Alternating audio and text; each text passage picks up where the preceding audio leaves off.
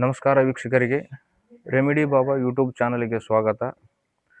ಇವತ್ತಿನ ವಿಷಯ ಏನಪ್ಪ ಅಂದ್ರೆ, ದೇವರಿಗೆ ನಮಸ್ಕಾರ ಮಾಡುವಾಗ ಯಾವ ರೀತಿ ನಮಸ್ಕಾರ ಮಾಡಬೇಕು.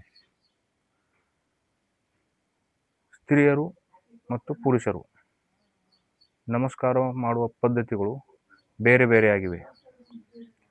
ಅದು ಹೇಗೆಂದರೆ, ಸ್ತ್ರೀಯರು ಕೆಳಗಡೆ ವಜ್ರಾಸನದಲ್ಲಿ ಕುಳಿತುಕೊಂಡು ಈ ಥರ ಕೈಯನ್ನು ನಮಸ್ಕಾರ ಸ್ಥಿತಿಯಲ್ಲಿ ಹಿಡಿದು ಕೆಳಗೆ ಬಾಗಿಕೊಂಡು ಹಣೆಯನ್ನು ನೆಲಕ್ಕೆ ಹಚ್ಚಿ ದೇವರಿಗೆ ನಮಸ್ಕಾರ ಮಾಡಬೇಕು.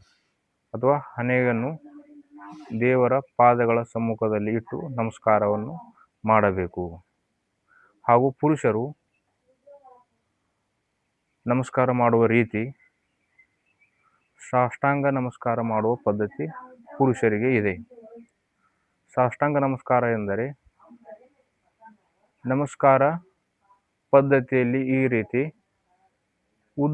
ಉದ್ದಕ್ಕೆ ಚಾಚಿಕೊಂಡು ನೆಲಕ್ಕೆ ಮಲಗಿಕೊಂಡು ನಮಸ್ಕಾರ ಮಾಡುವುದು.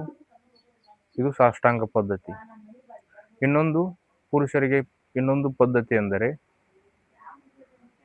ದೇವರ ಸಮ್ಮುಖದಲ್ಲಿ ನಿಂತುಕೊಂಡು ನಮಸ್ಕಾರ ಈ ರೀತಿ ಕೈಯನ್ನು ನಮಸ್ಕಾರ ರೀತಿಯಲ್ಲಿ ಈ ರೀತಿ ಹಿಡಿದಿಟ್ಟುಕೊಂಡು ತಲೆಯನ್ನು ಅಥವಾ ಸ್ವಲ್ಪ ಬೆನ್ನನ್ನು ಕೆಳಗಡೆ ಈ ರೀತಿ ಬಾಗಿಸಿಕೊಂಡು ನಮಸ್ಕಾರ ಮಾಡುವುದು.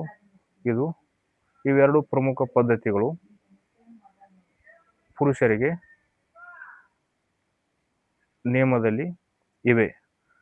ಆದರೆ ನಾವುಗಳು ದಿನನಿತ್ಯವಾಗಿ ಯಾವ ರೀತಿ ನಮಸ್ಕಾರಗಳನ್ನು ಮಾಡುತ್ತೇವೆ ಎಂದು ನಾವು ತಿಳಿದುಕೊಂಡು ಇದನ್ನು ಅನುಸರಿಸಬೇಕು. ನಮಸ್ಕಾರಗಳು.